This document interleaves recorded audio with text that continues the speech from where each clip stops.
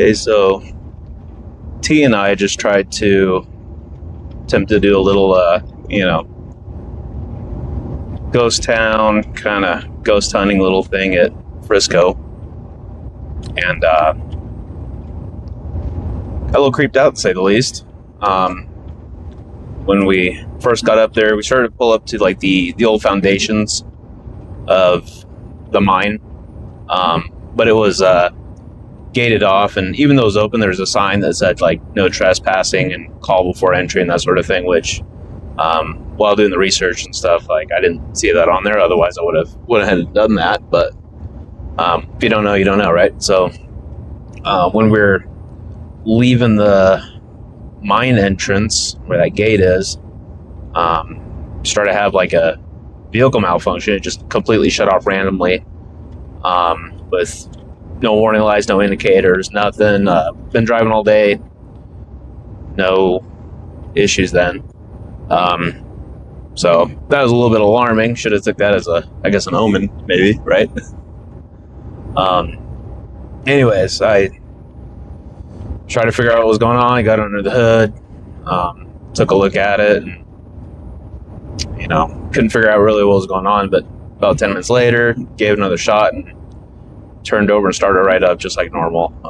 Even though before then it would turn over, but nothing was catching. I was listening for the fuel pump. It was pushing fuel.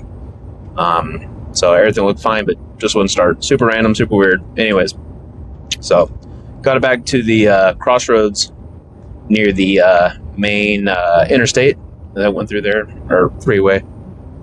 Anyways, and parked so that we'd be close to the road in case we had any further problems, and decided to just walk to the cemetery at Old Frisco.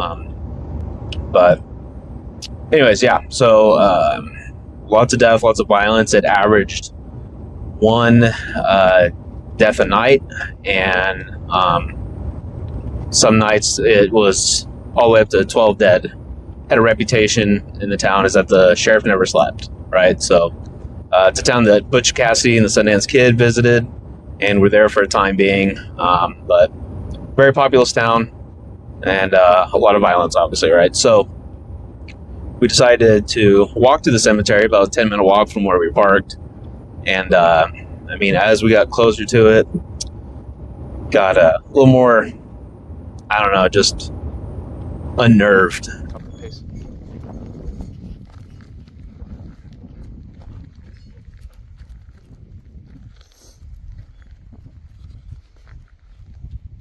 Pace.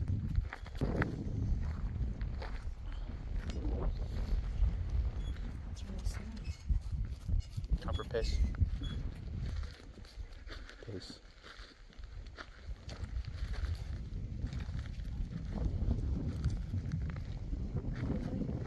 Point out your stomach.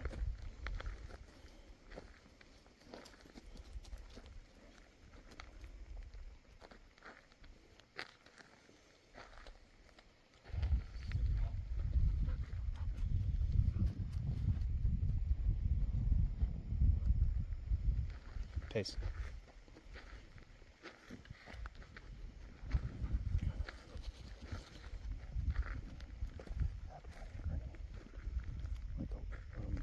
Not super bright. Just add like a little bit of green.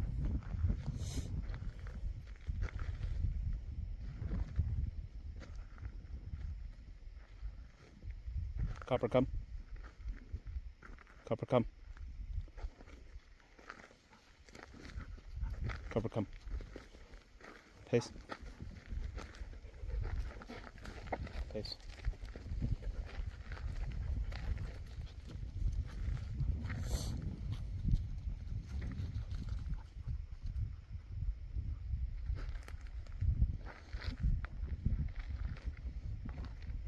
Copper, come.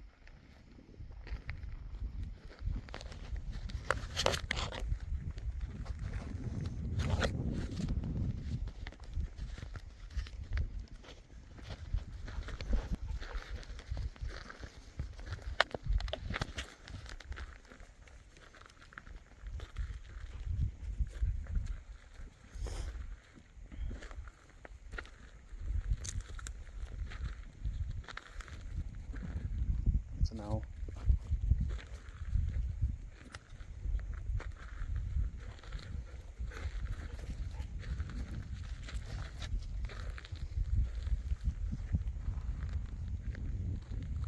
Copper, come. Case.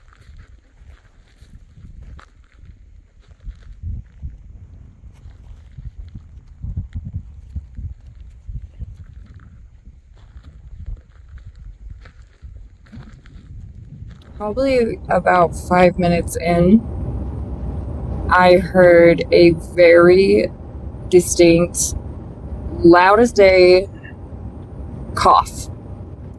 You know, behind, it was a little ways behind us, but it was behind a, like, kind of like where these trees were, before we entered into the cemetery, which threw me off because it was still, a little bit of light. You could still kind of see your surroundings and whatnot. So I wasn't expecting anything of the sort to happen, but it did, and unfortunately Z did not hear that. But that was the first, I guess you could say, paranormal experience that we had.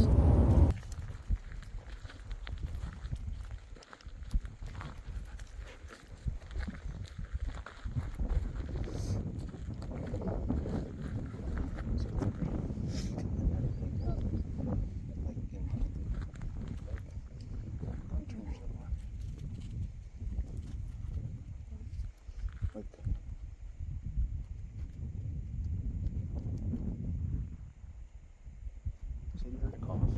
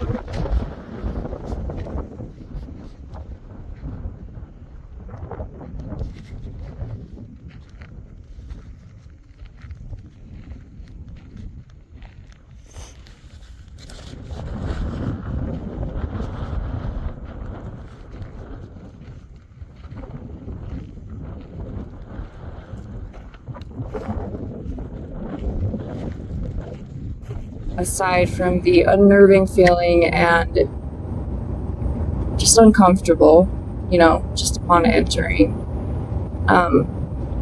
From there, we continued walking, continued filming, shooting as normal. Very sad for me. It was very sad feeling, and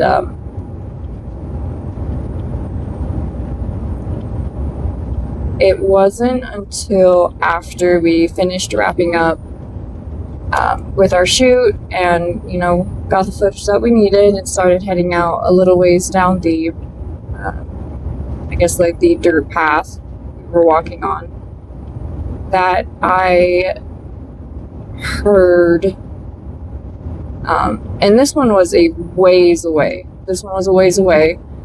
But it was a very eerie, kind of like a hybrid animal person yell or scream. And previously Z was telling me about skinwalkers. Yeah. That's my bad. And this area has had stories and has history with them, and for me, I was skeptical of anything of the sort, but that was a very weird, very off, but to me just like the cough, it was clear as day. It was still more a bit of like a lower tone, but it was still very much apparent that something far where the mountains were was out there. And I we stopped, and anytime I stop and look around, or I have this look on my face, Z is very attentive and stops and asks what's going on. And I just was looking out to where I heard the noise, and I said, we need to leave right now. We need to go. And that's when we loaded up into the car, and we booked it out there.